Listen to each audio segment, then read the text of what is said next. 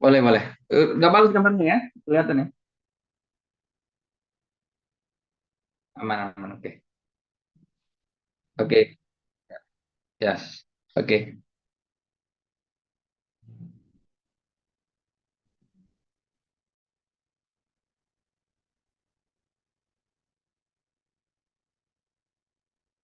Iya.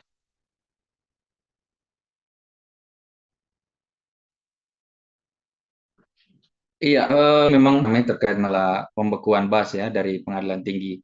Jadi kalau saya menilainya itu mendasarkan kepada Undang-Undang Advokat itu sana, advokat itu memiliki undang-undang tersendiri. Sehingga kalau kita berbicara tentang advokat, bagaimana hak dan kewajiban advokat, termasuk sanksi terhadap advokat, ya, termasuk bagaimana memproses advokat misalnya yang melanggar etik, itu semuanya sebenarnya sudah ada di undang-undang advokat dan tidak boleh keluar dari situ. Nah, pertama pembekuan ya, pembekuan berita acara sumpah. Jadi ini juga yang saya kritisi karena kalau menurut saya bahwa ini tidak ada regulasinya atau aturannya yang menjadi dasar kewenangan untuk melakukan pembekuan sebenarnya terkait sumpah ini itu diatur di pasal ayat 1 Undang-Undang Advokat, yang mana pasal 4 ayat 1 Undang-Undang Advokat ini sudah diuji di MK, dan MK telah memberikan penafsiran bahwa pasal itu ditafsirkan bahwa pengadilan tinggi berdasarkan perintah undang-undang wajib mengambil sumpah advokat. Jadi kata penegasannya di situ adalah kata wajib mengambil sumpah advokat ya. Jadi di sini bukan kewenangan gitu. Jadi ini adalah sebuah kewajiban yang harus dilakukan atau dilaksanakan oleh pengadilan tinggi. Sehingga kita bisa melihat dalam pasal itu tidak ada di situ disebutkan kewenangan pengadilan tinggi untuk membekukan bas atau berita acara sumpah seorang advokat. Karena apa? Itu tadi bahwa tidak ada kewenangan. Kemudian kan kita bisa lihat misalnya berita acara sumpah ini kan orang sering bertanya, apa sih berita acara sumpah itu? Nah, berita acara sumpah itu kan adalah catatan peristiwa mengenai pengambilan sumpah seseorang advokat, termasuk di dalamnya juga dimuat pernyataan janji seorang advokat kepada Tuhannya.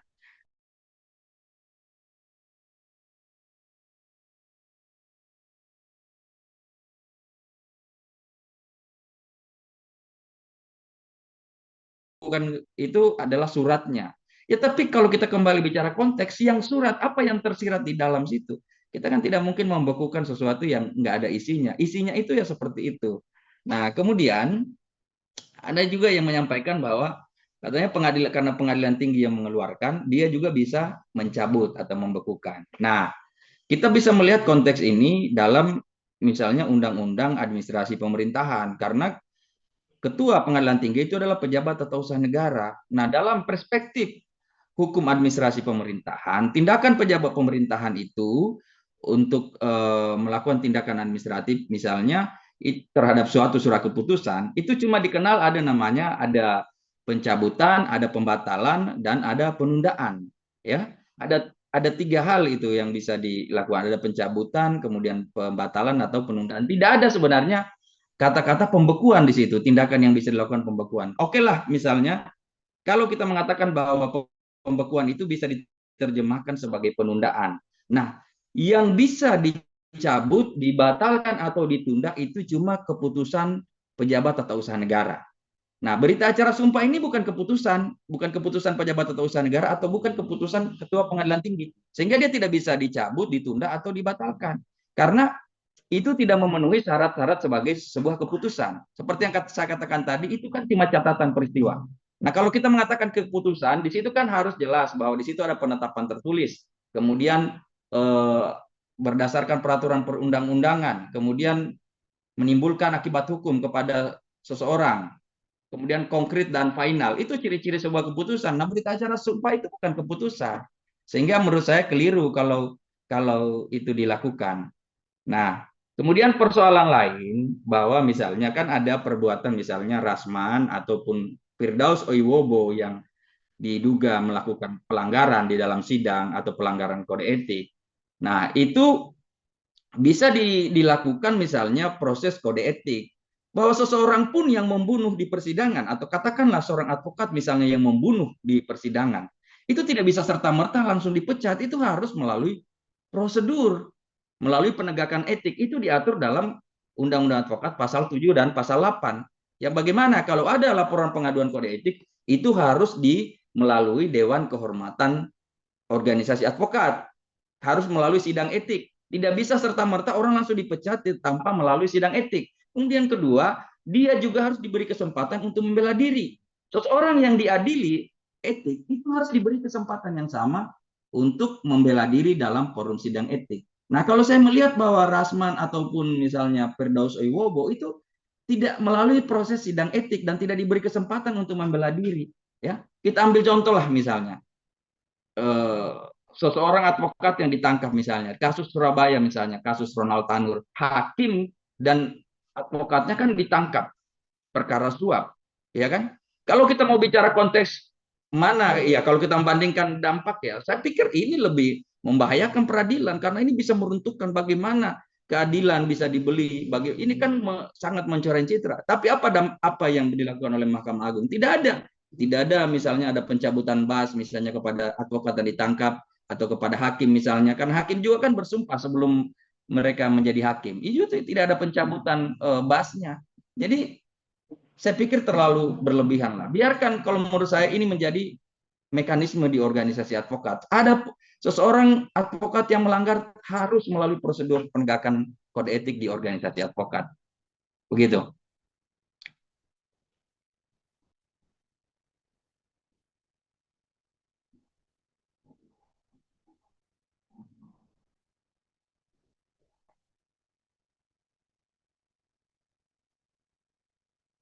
Iya,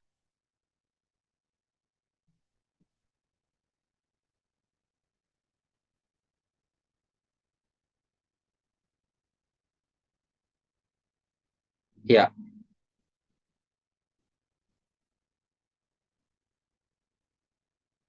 Iya, jadi pertama bahwa pemecatan itu tadi saya katakan bahwa pasal 7 pasal 8 tegas bahwa proses pemecatan itu harus melalui Dewan Kehormatan Advokat. Mau seberat apapun, katakanlah mau membunuh pun di depan persidangan tidak bisa advokat eh, apa langsung dipecat, harus melalui prosedur itu karena itu sudah ditegaskan dalam undang-undang, sehingga apabila ada proses pemecatan yang tidak melalui proses di etik dan juga tidak memberi kesempatan kepada misalnya yang terlapor itu membela diri, itu sudah salah.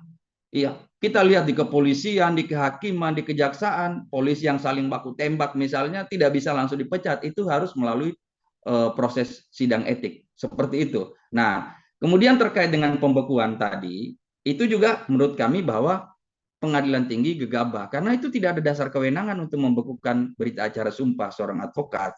Seseorang advokat yang apabila sudah diberhentikan tetap ya, itu berarti sumpahnya dengan sendirinya tidak mengikat lagi, tidak berlaku lagi. Karena sumpah advokat itu berlaku atau mengikat pada saat dia masih menjadi advokat, masih berprofesi sebagai advokat. Sehingga kan ini langkah kontradiktif juga dari pengadilan tinggi. Loh kok katanya Rasman atau Firdaus sudah dipecat di organisasinya. Kemudian berita acara sumpahnya dibekukan.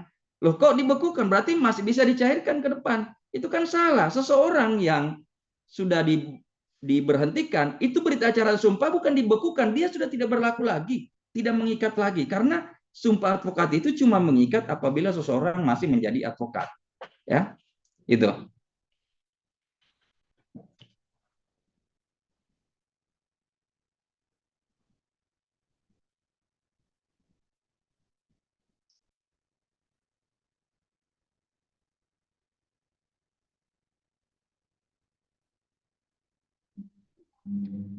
Iya, tapi kan mereka punya hak ya. Pertama tentunya mereka punya hak untuk mempersoalkan atau mengajukan keberatan terkait pemecatan itu karena pemecatan itu tentunya tidak melalui prosedur yang saya sebutkan tadi, tidak sesuai ketentuan pasal 7 dan pasal 8 Undang-Undang Advokat. Kemudian juga bisa mengajukan keberatan ke Mahkamah Agung karena Mahkamah Agung tidak berhak untuk membekukan bahas dan melarang seorang advokat untuk beracara. Ingat, di pasal 10 ayat 2 Undang-Undang Advokat, di situ dikatakan bahwa advokat yang sudah dipecat itu tidak bisa lagi, tidak berhak lagi melaksanakan profesinya sebagai advokat. Jadi yang bisa melarang atau menghentikan seseorang untuk menjadi advokat Itu kecuali kalau dia sudah dipecat dan putusan pemecatannya itu sudah final. Itu artinya tidak ada upaya keberatan atau tidak ada gugatan hukum ke pengadilan terkait dengan upaya itu. Nah, selama misalnya bahwa pemecatan itu belum final, masih ada keberatan dan masih ada gugatan hukum, berarti kan pemecatannya belum final dan Mahkamah Agung tidak berwenang atau berhak untuk melarang seseorang advokat untuk beracara. Ya, kecuali kalau memang pemecatannya itu sudah final, berarti memang sejak saat itu dia tidak bisa lagi beracara.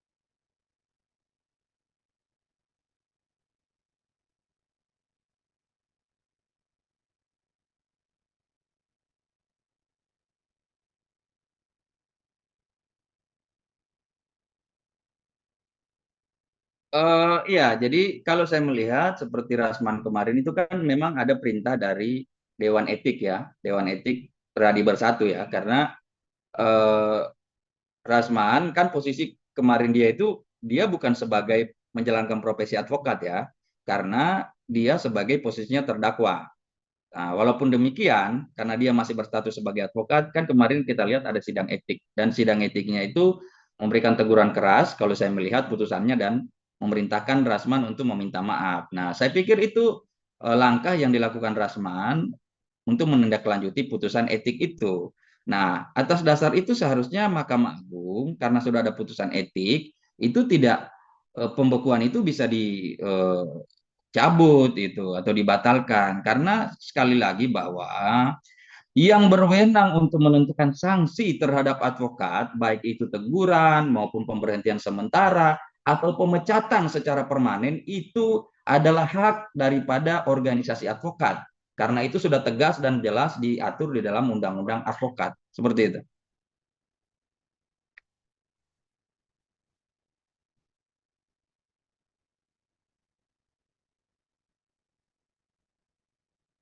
Nah, ini juga yang tidak jelas gitu loh. Makanya saya bilang pembekuan ini tidak ada aturannya secara jelas sehingga kita tidak bisa tahu misalnya pembekuan itu berlaku sampai kapan, jangka waktunya seperti apa, kemudian bagaimana apakah pembekuan itu bisa dibatalkan karena ya saya katakan tadi bahwa tindakan pengadilan tinggi atau Mahkamah Agung itu tanpa dasar aturan sehingga juga kita menjadi pertanyaan kalau dibekukan kapan bisa dicairkan kan begitu dan apa yang bisa mencairkan itu yang ini karena saya juga susah memahaminya karena kita tidak bisa merujuk ke aturan yang mana gitu.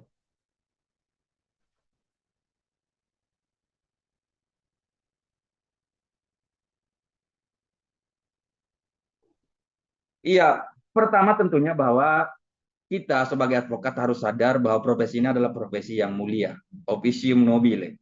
Jadi kita bertindak tentunya harus sesuai dengan ketentuan perundang-undangan, harus sesuai dengan sumpah dan kode etik advokat. Kita bukan tidak boleh melakukan hal-hal yang melanggar seperti itu ya, etika, sumpah. Nah, tapi juga perlu diingat bahwa bila ada advokat yang melanggar, katakanlah dia melanggar etik atau melanggar sumpah, sekali lagi bahwa ini kembalikan menjadi kewenangan organisasi advokat. Tidak boleh ada pihak lain yang mencampuri gitu. Karena kita ini sebagai penegak hukum, aparat penegak hukum, ini kan mempunyai posisi yang setara. Mahkamah Agung, kejaksaan, kepolisian, advokat, itu sama, tidak saling membawahi. Jadi semua permasalahan advokat itu serahkanlah kemandirian kepada organisasi advokat. Kalau organisasi advokat sudah menyatakan bahwa misalnya seseorang terbukti bersalah dan kemudian sudah diberi sanksi pemecatan dan pemecatan itu sudah final dalam artian tidak ada proses banding atau proses perlawanan hukum, maka itu mengikat advokat yang sudah dipecat berarti sumpahnya dengan sendirinya itu tidak mengikat karena sumpah sekali lagi itu mengikat kalau advokat itu masih menjalankan profesi ya sehingga tidak perlu ke depan misalnya ada pembekuan itu cukup aja bahwa seseorang yang sudah dipecat tidak bisa beracara lagi Tinggal kalau misalnya dia tetap beracara di pengadilan, ya hakim menolak. Karena ada dasar hakim menolak, yaitu ada ketentuan pasal 10 ayat 2 Undang-Undang Advokat bahwa advokat yang sudah diberhentikan tidak berhak lagi untuk melaksanakan profesi advokat. Seperti itu.